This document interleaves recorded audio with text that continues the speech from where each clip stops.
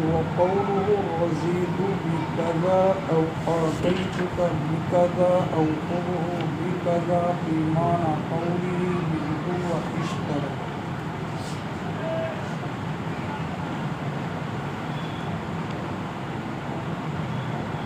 صاحب قدوری نے بیع کے دو رکن بتائے تھے، ایجاب اور قبول۔ پھر ایجاب اور قبول دونوں کے دونوں صیغہ ماضی ہیں، تو بیع کا انعقاد ہوگا۔ اگر ایک صیغہ ماضی ہے اور دوسرا صیغہ مستقبل ہے تو بیع کا انعقاد نہیں ہوگا۔ صیغہ مستقبل سے کیا مراد ہے؟ یا تو صیغہ مستقبل سے مضارع کا وہ صیغہ مراد ہے جس پر سین اور سوفہ داخل ہوتا ہے، تو یقیناً بیع کا انعقاد نہیں ہوگا، اس لیے کہ مستقبل کا وہ صیغہ بیع نہیں بلکہ وعدہ بیع ہوگا، اور وعدہ بیع سے بیع منعقد نہیں ہوگا۔ لیکن ساتھ ساتھ میں صاحب ہدایہ نے کہہ دیا بخلاف النکاح، نکاح منعقد ہو جائے،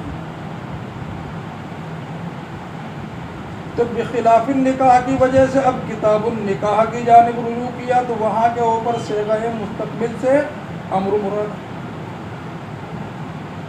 فعل مضارع کا وہ صیغہ مراد نہیں ہے جس پر سین اور سوفہ داخل ہوتا ہے، بلکہ وہاں پر مراد کیا ہے؟ فعل امر ہے۔ تو اس کا مطلب یہ ہوا کہ اگر ایک صیغہ ماضی کا ہو اور دوسرا صیغہ امر کا تو بیع منعقد نہیں ہوگی لیکن نکاح منعقد ہو جائے گا۔ دونوں میں فرق کیا ہے؟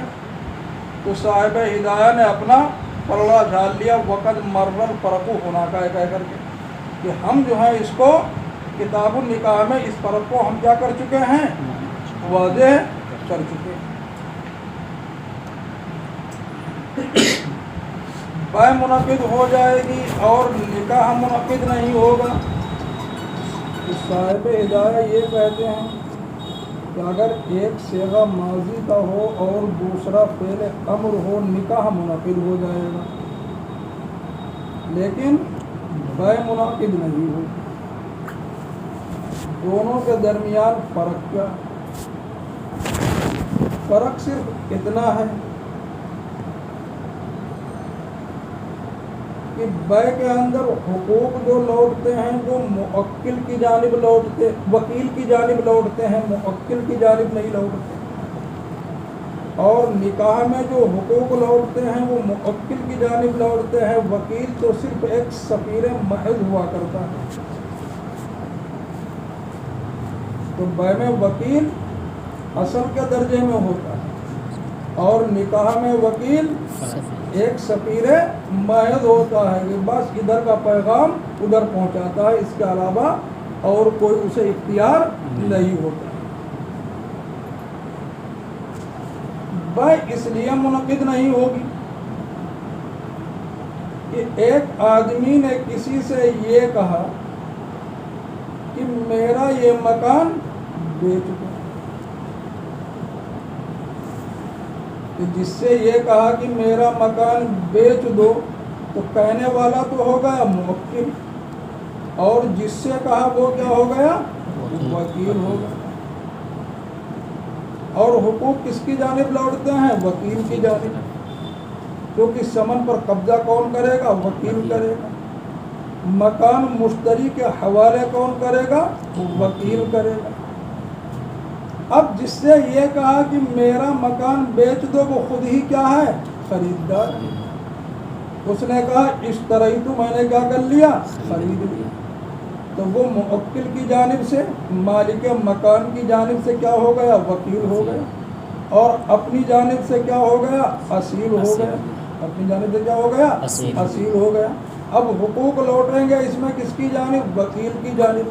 تو گویا کہ یہی آدمی موکل کی جانب سے مکان حوالے کرے گا اور اپنی جانب سے مکان پر قبضہ کرے گا۔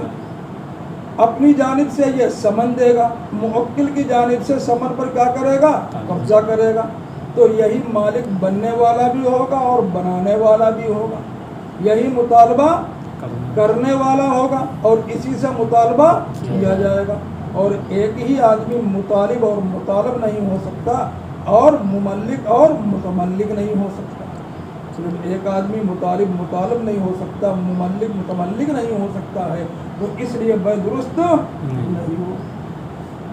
اب رہ گیا مسئلہ نکاح کا. مولانا وسیم جا رہے اپنی مسجد میں اذان دینے کے لیے، کسی لونڈیا نے کہا مولانا صاحب میرا نکاح کروا دو یا میرا نکاح کر دو. یا اس نے یہ کہا کہ زوجنی، مجھ سے شادی کر دو. تو پہلے امر ہے زوجنی، مجھ سے شادی کر دو. یہ بھی پھول کے کپا ہو گئے کہ صاحب فری فنڈ میں مل رہی. انہوں نے فوراً کہہ دیا زوج تو کی، کہ میں نے تجھ سے کیا کر لی؟ شادی کر لی. تو کہتے ہیں نکاح منعقد ہو جائے گا. منعقد نہیں ہوگی، نکاح منعقد ہو جائے گا. کیوں؟ اس لیے کہ جب اس نے کہا ان سے زب بجنی، تو یہ اس کی جانب سے کیا ہو گئے؟ وکیل ہو گئے، اور وہ لونڈیا کیا ہوئی؟ اصیل ہوئی. اور انہوں نے کہا کہ زوجتو کی، میں نے اس سے کیا کر لی؟ شادی کر لی. تو گویا کہ انہوں نے اس کی جانب سے وکالتاً ایجاب کیا اور اپنی جانب سے اصالتاً کیا کیا؟ قبول کیا. اس کی جانب سے وکالتاً کیا کیا؟ ایجاب کیا، اور اپنی جانب سے کیا کیا؟ قبول کیا. اور وکیل جو نکاح میں ہوا کرتا ہے وہ صرف سفیر محض ہوا کرتا ہے، اس کی جانب حقوق نہیں لوٹتے ہیں. حقوق لوٹتے ہیں کس کی جانب؟ اصیل کی جانب. جب اصیل کی جانب حقوق لوٹتے ہیں تو گویا کہ یہ ایجاب کس کی جانب سے ہوگا؟ اصیل کی جانب سے ہوگا. اور قبول جو ہوگا وہ بھی اصیل کی جانب سے ہوگا، اپنی جانب سے ہوگا. اور نکاح کے اندر ایک آدمی جو ہے وہ وکیل اور اصیل دونوں بن سکتا ہے، کیونکہ یہاں پر وکیل سے مطالبہ نہیں ہوتا، وکیل سے مطالبہ نہیں ہوتا، بلکہ مطالبہ یہاں پر کس سے ہوگا؟ اصیل سے ہوگا. تو نکاح میں وکیل سے مطالبہ نہیں ہوا کرتا ہے، اصیل سے مطالبہ ہوا کرتا ہے. اگر نکاح میں کوئی وکیل بن جائے تو رخصت ہو کر کے وکیل نہیں جائے گا، اصیل جائے گا رخصت ہو کر کے، یا وکیل جائے گا؟ اصیل جائے گا رخصت ہو کر کے. تو مطالبہ کس سے ہوگا؟ اصیل سے ہوگا، وکیل سے نہیں ہوگا. جب وکیل سے مطالبہ نہیں ہوتا تو لہٰذا ایک ہی آدمی نہ مطالب ہوگا، نہ مطالب ہوگا، نہ متملک ہوگا، نہ مملک ہوگا. تو اس لیے نکاح کیا ہو جائے گا؟ اسی کو صاحب ہدایہ نے کہا بخلاف النکاح برخلاف النکاح کے وقت مر الفرق ہونا کا، اور بیع اور نکاح کے درمیان فرق وہاں یعنی کتاب النکاح میں گزر گئے.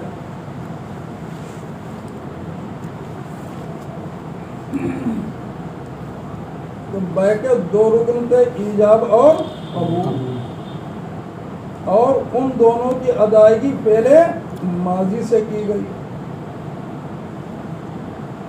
تو اب یہاں سے صاحب ہدایہ یہ بتلا رہے ہیں کہ پہلے ماضی مقصود نہیں ہے، بلکہ پہلے ماضی جو رول ادا کرتا ہے. اگر کوئی دوسرے الفاظ پہلے ماضی کا رول ادا کریں، پہلے ماضی کی ترجمانی کریں، تو ان سے بھی بیع کیا ہو جائے گی؟ منعقد ہو جائے گی. یعنی انعقاد بیع کے لیے ایجاب و قبول کا صیغہ ماضی ہونا کوئی لازمی اور ضروری نہیں ہے، بلکہ ہر وہ لفظ جو صیغہ ماضی کی ترجمانی کرے گا، صیغہ ماضی کا رول ادا کرے گا، اس سے بھی بیع کیا ہو جائے گی؟ منعقد ہو جائے گی. جیسے رضیت بکذا، میں اتنے پر کیا ہوں؟ رضامند ہوں. بیچنے والے نے اپنا مکان بیچا کہ بیت مکانی الفن، کہ میں نے اپنا مکان 1000 میں بیچا. دوسرے نے کہا رضیت بکذا، بکذا مطلب بتسعمائة، کہ میں 900 پر رضامند ہوں. تو بیع کیا ہو جائے گی؟ منعقد ہو جائے گی. اس لیے کہ رضیت بقضا نے اشتریت کی ترجمانی کر دی. رضیت بقضا نے کیا کر دی؟ اشتریت کی ترجمانی کر دی کہ میں 900 میں خریدار ہوں. تو اگر بائے رضامند ہے 900 پر تو ٹھیک، اگر رضامند نہیں ہے تو بائے منعقد نہیں ہوگی. یا بائے نے کہا کہ بیت مکانی الفن، میں نے اپنا مکان 1000 میں بیچا. خریدنے والے نے کہا کہ رضیت بقضا، میں اتنے پر کیا ہوں؟ رضامند ہوں 1000 پر. تو بھائی کیا ہو جائے گی؟ منعقد ہو جائے گی. اس لیے کہ رضیت بقضا نے اشتریت کی کیا کر دی؟ ترجمانی کر دی. اسی طریقے سے آتیتک بقضا، کہ میں نے تجھے اپنا مکان اتنے پر دیا. اس نے کہا اشتریت، میں نے خرید لیا. تو کیا ہو جائے گی؟ بے درست ہو جائے گی. اس لیے کہ آتیتو نے کس کی ترجمانی کر دی؟ بیتو کی ترجمانی کر دی. آتیتو نے بیتو کی کیا کر دی؟ ترجمانی کر دی. یا بائے نے کہا خذوہ بقضا، یعنی میرا مکان اتنے میں لے لو. خذ مکانی بقضا، میرا مکان اتنے میں لے لو. اس نے یہ کہہ دیا اخذتو، میں نے لے لیا. تب بھی بھائی کیا ہو جائے گی؟ منعقد ہو جائے گی. تو یہاں پر خود فعل امر ہے، لیکن فعل امر ہونے کے باوجود یہ ترجمانی کس کی کر رہا ہے؟ بیتو کی کر رہا ہے. تو بیتو کی ترجمانی کرنے کی وجہ سے بھائی کیا ہو جائے گی؟ منعقد ہو جائے گی. اس لیے کہ عقود میں معانی معتبر ہوتے ہیں، مقصد کو دیکھا جاتا ہے، الفاظ کو دیکھا نہیں جاتا ہے. تو لہذا جس سے مقصد پورا ہو رہا ہے تو بے منعقد ہو جائے گی. الفاظ کچھ بھی ہوں، تعبیریں کچھ بھی ہوں. وَقَوْلُهُ رَضِيتُ بِقَضَا، اور متعاقد کا قول رضیت بقضا یا آتیتک بقضا یا خذہ بقضا بیمانہ قولی بیتو و اشتریتو، اس کے قول بیتو اور اشتریتو کے حکم میں ہے. اس کے حکم میں نہیں ہے، بیتو اور اشتریتو کے حکم میں ہے. اور بیتو اشتریتو کا حکم کیا ہے؟ بھائی درست ہو جاتی ہے. تو لہٰذا ان سے بھی کیا ہو جائے گی؟ ان الفاظ سے بھی بھائی درست ہو جائے گی. کیوں؟ کہتے لِأَنَّهُ يُغَدِّي مَعْنَاهُ، اس لیے کہ یہ الفاظ اس کے معنی کی ادائیگی کرتے ہیں. معنی کی ادائیگی کرنے کا مطلب کیا ہے؟ کہ یہ الفاظ جو ہیں بیتو اور اشتریتو کی ترجمانی کر رہے ہیں.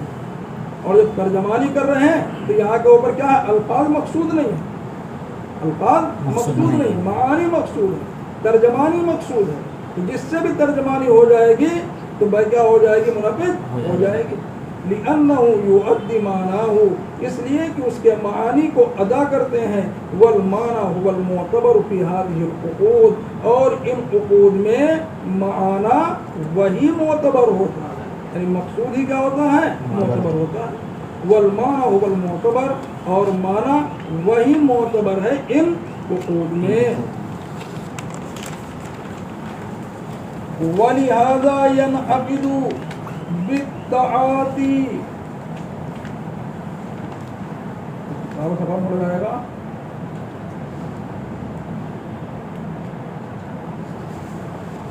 وَلِهَذَا يَنْعَقِدُ بِالتَّعَاطِي فِي النَّفِيسِ وَالْخَسِيسِ هُوَ الصَّحِيحُ، نفیس عمدہ چیز اور خسیس گھٹیا چیز، یا نفیس جو مقدار میں بہت ہو اور خسیس جو مقدار میں کم. اسی وجہ سے نفیس اور خسیس میں بے بالتعاطی منعقد ہو جاتی ہے. بے بالتعاطی کسے کہتے ہیں؟ بے بالتعاطی کہتے ہیں نہ تو خریدنے والا بولے نہ بیچنے والا بولے، دونوں خاموش. جو بڑے بڑے مال ہوا کرتے ہیں وہاں کے اوپر کیا ہوتی ہے؟ سامان کی قیمت لکھی ہوتی ہے.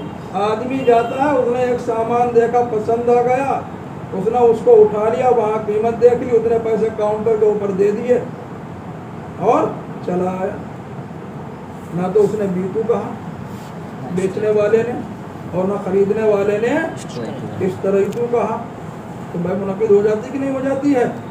تو اسے کہتے ہیں بے بالتعاطی، نہ بیچنے والا بیتو کہے اور نہ خریدنے والا اشتریتو کہے اور خرید و فروخت ہو جائے، تو اسے بے بالتعاطی کہتے ہیں۔ تو صاحب ہدایہ کہتے ہیں کہ یہ بے بالتعاطی نفیس اور خسیس دونوں چیزوں میں منعقد ہو جاتی ہے، کہ اگر تھوڑی مقدار میں کوئی چیز ہے اس میں بھی درست ہے، اور زیادہ مقدار میں کوئی چیز ہے اس میں بھی درست ہے۔ معمولی چیز ہے جیسے ماچس ہوئی، نمک ہوا، یہ کیا ہے؟ معمولی چیزیں ہیں، اور بڑی بڑی چیزیں جیسے کہ سونا ہوا، چاندی ہوا، غلہ ہوا، یہ کیا ہے؟ بڑی بڑی چیزیں۔ اب تم دکان کے اوپر گئے، ایک ماچس اٹھا لی، 1 روپیہ وہاں ڈال دیا اس کی کاؤنٹر پر، دکاندار نے اٹھا کر کے رکھ لیا، بھائی کیا ہو جائے گی؟ منعقد ہو جائے گی، یہ خسیس چیز ہے، یہ کیا ہے؟ خسیس ہے۔ اسی طریقے سے تم دکان کے اوپر گئے، تم نے انڈے کی کریٹ اٹھا لی اور وہاں کے اوپر 100 روپے نکال کر کے رکھ دیا، اس نے اپنے کاؤنٹر میں رکھ لیے، یہ کیا ہے؟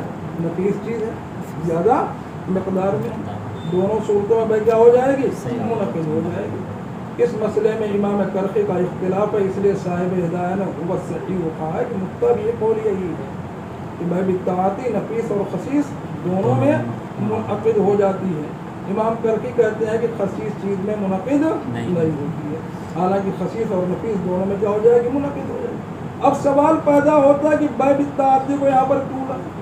تو کہتے ہیں بے بالتعاطی کو یہاں پر یہ بتلانے کے لیے لائے کہ ہر وہ عمل، ہر وہ لفظ جو بیتو اور اشتریتو کی ترجمانی کرتا ہو اس سے بے کیا ہو جاتی ہے؟ منعقد ہو جاتی ہے۔ تو اگر اس نے رضیتو بھی قضا کہا، یا آتیتو کا بھی قضا کہا، یا خذہ بھی قضا کہا، یہ لفظاً بیتو اشتریتو کی ترجمانی ہے۔ ماچس اٹھا لی، کاؤنٹر پر 1 روپیہ ڈال دیا، یہ عملاً بیتو اور اشتریتو کی کیا ہے؟ ترجمانی ہے۔ تو جب بیتو اور اشتریتو کی عملاً ترجمانی ہو رہی ہے تو بھائی کیا ہو جائے گی؟ اس سے منعقد ہو جائے گی۔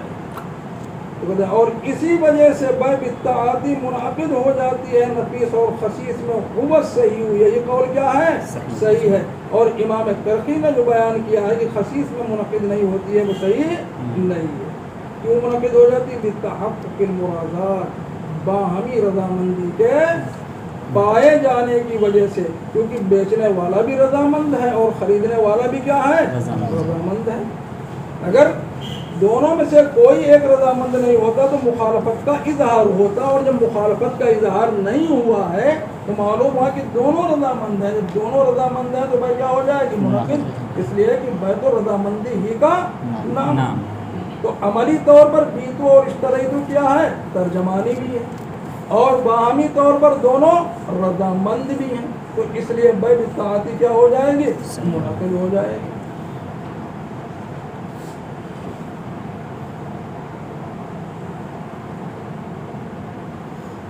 وَإِذَا أَوْجَبَ أَحَدُ الْمُتَعَاقِدَيْنِ الْبَيْعَ فَالْآخَرُ بِالْخِيَارِ إِنْ شَاءَ قَبِلَ فِي الْمَجْلِسِ وَإِنْ شَاءَ رَدَّ۔ کیونکہ بیت و باہمی رضامندی کا نام ہے۔ کہتے ہیں ایک آدمی نے ایجاب کیا، دوسرے کو اختیار ہوگا، جی چاہے مجلس میں اس کو قبول کرے اور جی چاہے اس کو رد کرے۔ اس قبول کرنے اور رد کرنے کا نام خیار قبول ہے۔ قبول کرنے اور رد کرنے کا نام کیا ہے؟ خیار قبول ہے۔ کہ مثلاً کسی نے یہ کہا کہ میں نے اپنا مکان 10,000 روپے میں فروخت کیا، اب جو دوسرا آدمی خریدار ہے اس کو یہ بھی اختیار ہے کہ جی مجھے منظور ہے 10,000، اور اسے یہ بھی اختیار ہے کہ مجھے 10,000 میں منظور نہیں۔ اگر وہ کہتا ہے کہ میں نے 10,000 میں لے لیا تو یہ قبول کر لیا، اور اگر کہتا ہے کہ میں 10,000 میں نہیں لوں گا تو یہ کیا کر دیا؟ رد کر دیا. یہ کیا کر دیا؟ رد کر دیا. تو جب ایک آدمی ایجاب کرے تو دوسرے کو قبول کرنے اور نہ کرنے کا کیا ہوتا ہے؟ اختیار ہوتا ہے. اور اس کا نام کیا ہے؟ خیار قبول ہے. اور یہ قبول کرنے اور نہ کرنے کا اختیار مجلس تک محدود ہے. جب تک مجلس میں ہے تب تک تو اسے اختیار ہوگا، اور مجلس ختم ہوتے ہی یہ اختیار کیا ہو جائے گا؟ ختم ہو جائے گا. کہتے ہیں مجلس کے ساتھ میں کیوں محدود ہے؟ کہتے ہیں اس کی 3 شکلیں ہوں گی. ایک شکل تو یہ ہے کہ جب ایک ایجاب کرے تو فوراً دوسرا کیا کرے؟ قبول کرے. ایک شکل تو یہ ہوگی کہ فوراً قبول کرے. تو اس صورت میں قبول کرنے والے کا نقصان ہے. لیکن کسی چیز کو خریدنے کے لیے تو سوچنا اور بچارنا بھی پڑتا ہے، غور و فکر بھی کرنا پڑتا ہے، کبھی کبھی مشورہ بھی کرنا پڑتا ہے. تو اب اگر فوراً قبول کرنے کو لازم قرار دیا جائے تو قبول کرنے والے کا کیا ہوگا؟ اس میں حرج ہوگا، نقصان ہوگا. دوسری صورت یہ ہے کہ قبول کرنا مجلس اور ما ورائے مجلس پر موقوف ہو. مجلس پر اور ما ورائے مجلس پر موقوف ہو کہ جی چاہے یہاں قبول کرے، جی چاہے اپنے گھر جا کرے قبول کرے.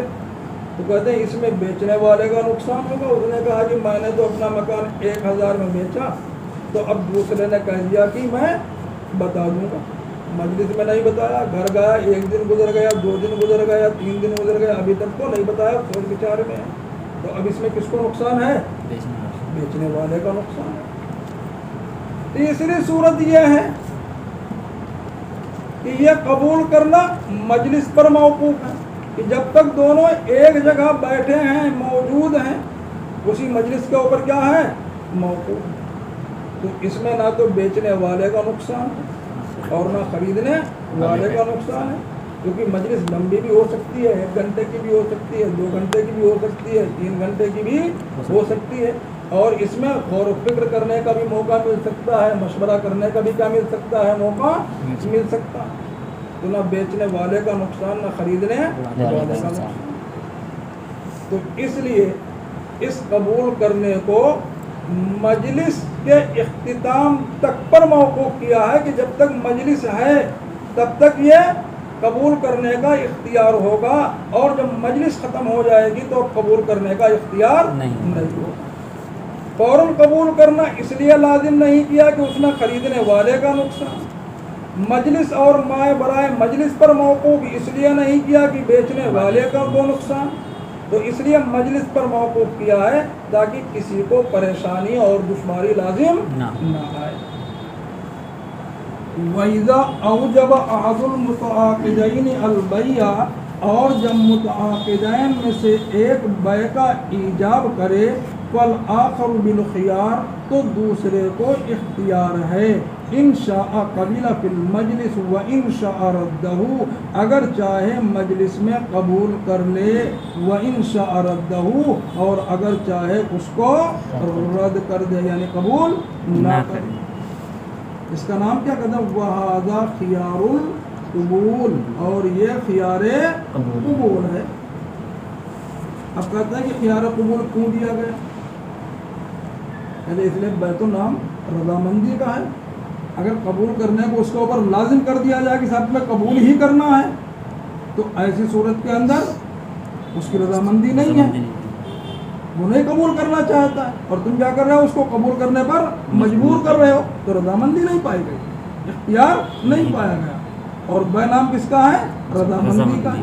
جب بے نام رضامندی کا ہے، اور رضامندی کا اظہار اسی صورت میں ہوگا جبکہ اس کو قبول کرنے اور نہ کرنے کا کیا ہو؟ اختیار ہو. اگر قبول کرنا لازم ہو تو رضامندی کا اختیار نہیں ہوگا، اور رد کرنا لازم ہو تو رضامندی کا اختیار نہیں ہو سکتا. وہ لینا چاہتا ہے اور تم کہتے ہو کہ مطلب. لِأَنَّهُ لَوْ لَمْ يَثْبُتْ لَهُ الْخِيَارُ، اس لیے کہ اگر اس کے لیے اختیار کو ثابت نہ کیا یلزم حکم العقد من غیر رضاہ، تو عقد کا حکم بغیر اس کی رضامندی کے اس کو لازم آئے گا. اس لیے کہ اگر اس کے لیے یعنی دوسرے کے لیے خیار کو ثابت نہ کیا، یعنی قبول کرنے اور نہ کرنے کا اختیار نہ دیا، تو اس کو عقد کا حکم بغیر اس کی رضامندی کے لازم آئے گا. یعنی اس کی رضامندی نہیں پائی جائے گی، وہ نہیں قبول کرنا چاہتا اور تم قبول کرنے پر مجبور کر رہے ہو، اور جبکہ بیع کس کا نام ہے؟ رضامندی کا نام ہے. تو اس لیے قبول کرنے اور نہ کرنے کا اختیار دیا گیا. کہ جس طریقے سے دوسرے کو قبول کرنے اور نہ کرنے کا اختیار ہے، اسی طریقے سے ایجاب کرنے والے کو اس کے قبول کرنے سے پہلے اپنے قول سے رجوع کرنے کا بھی اختیار ہے. جی چاہے تو اپنے قول پر باقی رہے اور جی چاہے تو رجوع کرے. ایک آدمی نے کہا کہ میں نے اپنا مکان 1000 روپے میں بیچا، خریدنے والا ابھی سوچو بچار میں مبتلا ہے، کہنے لگا کہ 1000 میں نہیں بیچوں گا. تو کیا ہے؟ رجوع کرنے کا اختیار. معاملہ کیا ہو جائے گا؟ ختم ہو جائے گا. وَإِذَا لَمْ يُفِدِ الْحُكْمَ بِدُونِ قَبُولِ الْآخَرِ، اور جب دوسرے کے قبول کیے بغیر عقد نے حکم کا فائدہ نہیں لیا. حکم خود ظاہر ہوگا جب دوسرا قبول کر لے گا، اور جب دوسرے نے قبول ہی نہیں کیا تو ابھی حکم کا فائدہ نہیں دیا. اور جب عقد نے دوسرے کے قبول کیے بغیر حکم کا فائدہ نہیں دیا، وَلِلْمُوجِبِ، تو ایجاب کرنے والے کے لیے جائز ہے اَن يَرْجِعَ، رجوع کر لینا. یعنی دوسرے کے قبول کرنے سے پہلے ایجاب کرنے والا اپنے قول سے کیا کر سکتا ہے؟ رجوع کر سکتا ہے. کیوں؟ لِخُرُوجِهِ عَنْ إِبْطَالِ حَقِّ الْغَيْرِ، رجوع کے دوسرے کے حق کو باطل کرنے سے خالی ہونے کی وجہ سے، کہ اگر یہ ایجاب کرنے والا دوسرے کے قبول کرنے سے پہلے رجوع کر لیتا ہے تو یہ کسی کے حق کو باطل نہیں کرنا. اور اگر دوسرے نے قبول کر لیا تو اب رجوع کرنے کا اختیار نہیں ہے، کیونکہ اگر اب رجوع کرے گا اپنی بات سے پھرے گا تو دوسرے کا حق کیا کرے گا؟ یہ باطل کرے گا، اور دوسرے کے حق کو باطل کرنا جائز نہیں. کہ کسی نے کہا کہ میں نے اپنا مکان 1000 میں بیچ دیا، دوسرے نے کہا کہ میں نے خرید لیا، اب یہ کہتا کہ میں 1000 کا نہیں بیچوں گا، اب جو رجوع نہیں کر سکتے. اب تو 1000 میں کیا کرنا پڑے گا؟ دینا پڑے گا. جب اس نے کہہ دیا کہ میں نے 1000 میں خرید لیا، اس کا حق کیا ہو گیا؟ وابستہ ہوگا. کہ اب یہ اپنے قول سے رجوع کرے گا تو اس کا حق کیا ہے؟ باطل کرنا لازم آئے گا، اور دوسرے کا حق باطل کرنا جائز نہیں. اسی کہا لِخُلُوِّهِ بھی رجوع کے ابطال حق کے غیر سے خالی ہونے کی وجہ سے.